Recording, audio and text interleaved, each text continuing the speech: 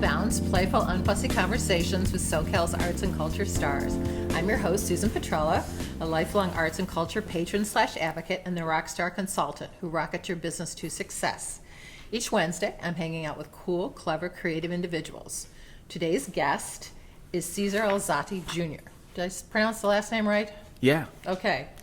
Very good. When I was doing a Google search, this is what I found originally. It's a Filipino American artist based in Orange County, California. And then I thought, well, maybe I should Google again. Yes. And this is what I got for more information. He studied at the Art Center College of Design in Pasadena, got a BA in illustration. We won't say what year. Then he went to Cal State Fullerton, got an MFA in drawing and painting, and says he currently lives and works in Anaheim. Well, Anaheim is in Orange County. Okay, we're getting a little punchy here. Alzate transcends ideas and builds forms, shapes, and texture on the canvas with paint through the accumulation of his actions and activity. Welcome, Yes. Cesar. Well, thank you. I'm glad to be here. So how do you build your paintings with your actions and activity? It's really an interesting process. Okay. So I use acrylic paint, and so it's like a plasticky kind of material. Okay. And then I use a real cheap brush, like a chip brush, and I brush it onto the surface. And then you heat it too, right? Yeah, while I'm brushing the paint on, I'm using a heat gun at like a low temperature or like a middle range temperature. And so how do you do that? So you've got things going on in both hands? Yeah, so I have like a gun in my right hand and a brush in the other hand, and I'm just like brushing it on and then heating it. And then I'd have little fun experiments with myself, like, well, if I'm using the heat gun at the same time while I'm brushing it, and then you would have the paint accumulate on the brush, or you can just like paint the paint first down and then dry it, and then so it was a whole process. Do that process, yeah. For creating how you use it now, or how you work now. Right, and then I would get into it where I would be like spending hours creating something, right? And then, but it's so weird. Like the time it would feel like a short amount of time, but it would be like hours of time, like gone. So you got into they call it the flow. They call it the flow. Yeah. So you got into the flow then. So I'm getting the flow going. But you didn't always make. Now these works of art are called objects, and they have really kind of an interesting title. But you didn't really necessarily start there with your drawing and such. Oh, okay. So like you had a day job that was really kind of interesting. Yeah. So for 30 years, or less than 30, like 25 years, I was like a portrait and caricature artist at Disneyland, and so I learned how to draw people on the spot and like abstract them into a cartoon sometimes. But I got to learn how to work with like pastel, like dried powdered pastel, or watercolors, or pencils and stuff. And so it was like a mixed medium kind of experience over there. And then I got to interact with a lot of people, like millions of people, and from all over the world. So I got to learn how to draw people from like Kazakhstan. I remember that was pretty exciting. Or like someone from like Zimbabwe, or someone from like a huge group of people from Australia. And then something interesting, a lot of people from Utah love caricatures. So you would get like families getting drawn or into caricatures and like in Utah. And then I played this experiment out, like, how many people are here from Utah? And they're like, oh, I'm here from Utah. And then, oh, really? Like, I'm from Utah too. And then like, so there'll be like groups of people coming from all over the world and just getting. There's a lot of people in Utah now that have had their their drawings done by Cesar. Yeah. When they were at Disneyland. I don't know if that's like a cultural thing in Utah, but yeah, they just love caricatures for some weird reason. And then then there was a time we were drawing a lot of Japanese tourists, and there was a time we were drawing a lot of like Chinese tourists. And but now it's really, were you drawing in black and white or colored? No, it's all in color. It's all in color. Yeah. But there's a caveat, right? Yeah. This is the funny thing is that what they didn't know is that I'm colorblind. And so for a long, long time, like in the beginning, it was kind of like a trial by fire. They just throw you in, and then you have to try to do a person's caricature or portrait, and you got to know how to make flesh tone, I guess. And so we developed a limited palette for myself, or we tested out different combinations, and I was able to like figure out based on value what a person is, and then just inject like limited palette, like browns and like warm colors into it to give it like something reasonable as a skin tone. And then they like different, wild colors here and there, and just like so there's a way to move it into like a fine art kind of deal, but I got away with doing a lot of weird stuff. But now as long as it looks like a person, like it looks like them, they're fine. You can get away with different colors, like strange color choices. They didn't say to you like, okay, why am I like, purple? Yeah. Well, sometimes they'll go like, how come you put blue in my hair? And then they're like, oh, it's because, then someone goes, because you saw blue, huh? Like you saw there's a blue. Yeah, there's like this color over here that maybe influenced you, or maybe that light over there is like, see that blue light over there? Like maybe I saw that reflection, like it kind of tinted that area that's blue. And how about this orange, like in the bottom? Oh, there's like maybe someone walked by with an orange thing and I just saw it there and I thought, oh, that would be kind of cool to put it there. And so. But now the paintings are really interesting. They're kind of like monochromatic, and the process is really interesting, and they all have these interesting titles. So tell us, I mean, there's one from Jeannie Denholm at Skate, has an exhibit right now. She's got an annex space under the sun. Yes. Right, and there's a work there, object number 048, deep red. Oh, okay. That was like a long time ago. But yeah, so you're not working in reds now though, right? yeah, I'm working with turquoise or aquas or blue greens. So how And now that's interesting do you because do that? well, I look at the label because the color is not a color to me. It's basically a gray color. So it's either like a warm gray or it changes to like a warm gray depending on the day and whatever light's on. But I find it interesting to like try to work with colors I can't see. And how do you do that? I just use one color, right? It's pretty simple. And then I just look at the label on the tube and cross your fingers. It's the same thing that you repeat over and over again. But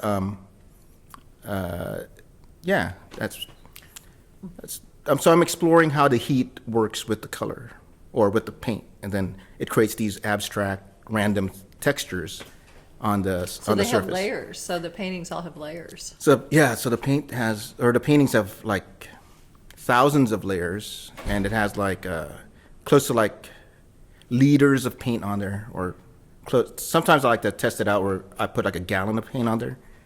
Over time, it builds up into a nice, interesting form and texture. So how long does that take to work on one painting like that? It takes about several months. So I would be in my backyard painting in the studio, so for like long periods of time, over weeks, just to get to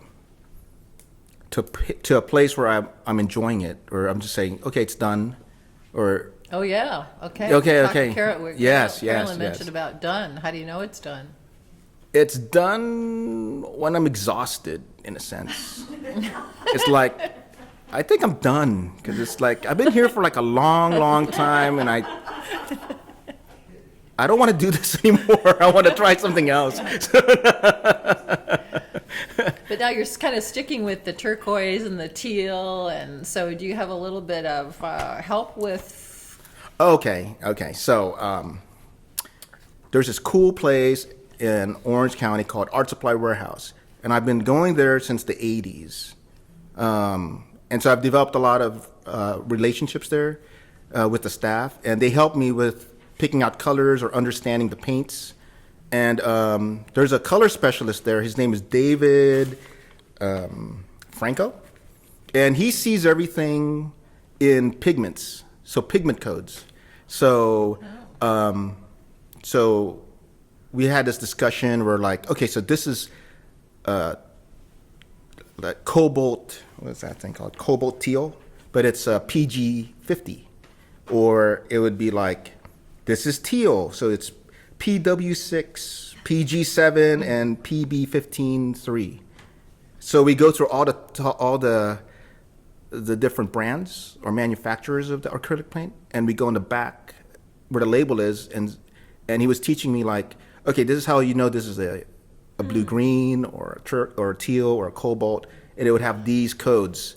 And they're always and it's repeating for all the different manufacturers that would be, they're using the same code then. Yeah, they would be using the same pigment, but they would have their own special formula and mixing. But it's still the same pigment that they purchase from a manufacturer, and they do their thing with their thing with the recipe, and they produce like, say it's Golden or it's Winsor Newton or it's Holbein or it's what's that one? Utrecht. Is another one, or Amsterdam. So you use different brands? Or Liquitex. Do you use different brands? Or do you stick with, say, one, all right, whatever the brand is, and you use that for the whole paint, for the whole work? For a piece, yes. But for like a series, I would go and choose different manufacturers, and I would play off the same process with the different formulas or recipes that they use for that color. So I would observe how they would, like how it would, what kind of textures it would produce, how much heat you would need to cause it to do X, Y, and Z, and what kind of brush I would have to use to create certain textures, or how much water you want to put into it. So it's a very deliberative, very process then. Yeah, it's like a game, like a mental game I do with it, but just this. How long does that take then before you actually start a work? While I'm making one piece, I'm already thinking of the next like variables to play with, to I wonder what's going to happen if I do X, Y, and Z, and then what would that produce, and then so it gets very theoretical. Would that be theoretical? I guess so. Yes. Oh, okay. Okay. Yeah. And titling the work, you have an interesting. Yeah. So in the beginning, I would have like I would choose like names for them, or a narrative, just to create a narrative. But then as I went through grad school, I got more. I started reading more about like how artists or how people who view art in the modern time frame would interpret. We want them to interpret the artwork. So having a neutral title for the piece would be a good way to not influence their interpretation of the abstract artwork. And so I started to just call them object with a number series, and then add a color name at the end. Okay. But today I'm going to probably change it to just a pigment code. We talked about that yesterday. So wouldn't it be cool if you said like object and then like you'll have the pigment object code. number 53, PG 50, and then we'll just end it from there and see how they would interpret that. Maybe it's too nerdy for them, or maybe the more specialist people would go, oh, I know what that is, or yeah, I know what he's doing an homage to, or a nod to. Okay. Yeah. And so the trajectory too for, you started off and just kind of did every kind, now you're being shown at Scape and such, but the trajectory was you just, got involved with as many shows and such as you possibly could. Mm-hmm. Yeah. So going back full circle with David, like I got this epiphany from David's like exhibition design class. So I was asking him one day, like, so how does a artist, like a starting out artist, get into like the the gallery space, like the professional gallery space, or get into the museum. And he said, "Well, you just got to start showing." And so I got involved with like the art walks, and then showing at coffee shops or restaurants, or just volunteering with different groups where they have like where they want to show their work, but they need artists to participate. So I started doing that like in like the 2010s, and then I started doing the art walks, which would be like the Santa Ana Art Walk and the Fullerton Art Walk and the Pomona Art Walk, and then Huntington Beach has an art walk, and then Laguna Art Walk, and then I started doing the coffee shops, and then David had Memphis Backdoor space, back room, and so I started doing exhibiting work there, and then I took his exhibition design classes, and then your CV starts to rack up with lots and lots of entries, because you're doing art walks every month.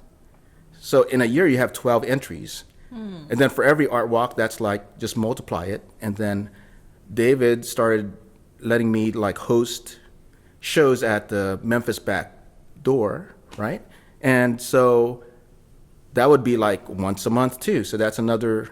So that was more curatorial. You could curate then. Yeah, too. I can curate. And then you have the junior colleges. They have student shows. You can add that to your CV. And then I went to grad school at Fullerton, right? Cal State Fullerton. And then the curatorial, like the exhibition design majors, they had shows too. Yeah. Then you participate in that. Then you add that to your CV. And then one day, One day somebody comes knocking on your one door, day, right? you get these gallery owners, they come to your studio and they go, "Hey, I've seen you around. I want to show your work at my gallery." And that's where Jeannie Dinahome comes in. And then Susan Jude from, I forgot that place, but it's in Laguna. We're like, "We want you to show." But showing, say, in a gallery, do they influence your work? Do they want to influence the work that you do, or you just create work and they show? With my experience with Jeannie, she doesn't want to tell me what to do. She just like expects me to make work. Okay. And then if it meets her standard, then she'll put it in her gallery and show it. And then with her, she got me introduced to the Laguna Art Museum's Cool Art Auction. And so I started participating in that. There, you're in the art world.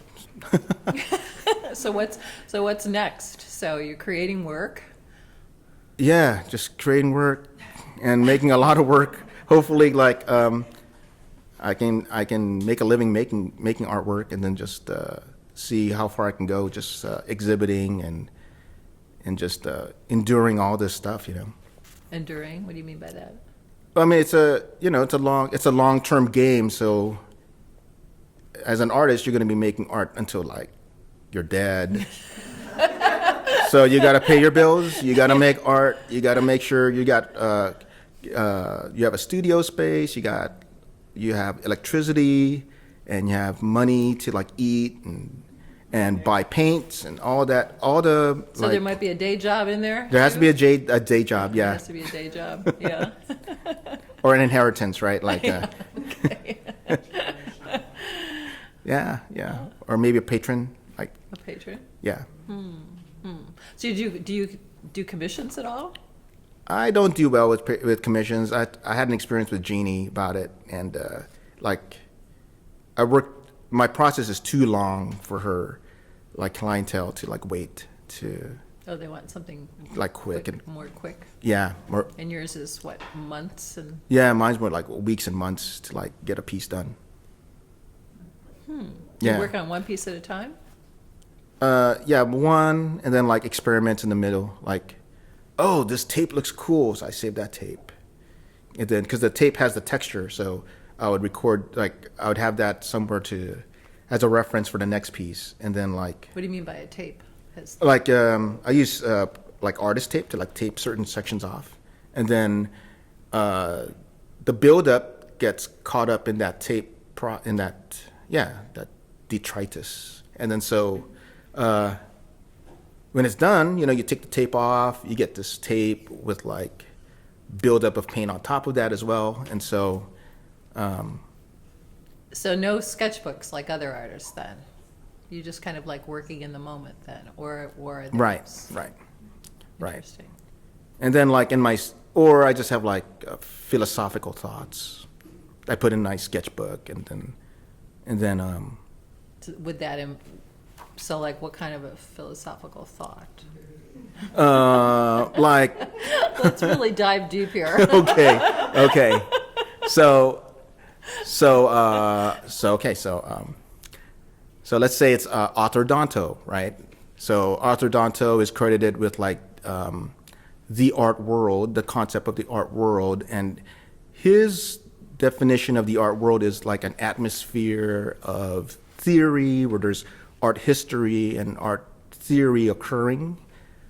And so in my studio, instead of playing music, I just play like philosophy podcasts or philosophy or art like lectures that's on YouTube, and I listen to them and I paint, and then I think about like stuff that they talk about, and I chronicle it down in my sketchbook or in a book or notebook, and then I think about that stuff. might come back into one of the paintings, or how you work, or Yeah, kind of like there's another theory too. Like, am I the artist? I'm embedding meaning into the artwork, and so I'm literally embedding meaning into the artwork by having these theories and ideas playing in my studio, and that thing is like a receptive thing, and it's just like absorbing so it. that the paint's absorbing that energy, or those the energy or thoughts. the energy or thoughts, or Yeah. whatever. Huh. Yeah, so there's like Nietzsche in there, and there's like Harry Potter stuff, and just like audio books and all these thoughts going on. That'd be a really long title then. I can see why you're just doing object. Yeah. But there's like so months and weeks of investing and making an artwork, and I have like Do you listen to the same works while you're doing this? for each? sometimes yeah. Like let's say there's so Biola University has like a lecture series called Art 315, and it's all about like modernism. And so just like 18 videos, and they're like an hour and a half long, and I just like play that, and I just like listen to it all day, and and I become stronger and more knowledgeable about contemporary art world that way. Or there's like the lecture series that David has.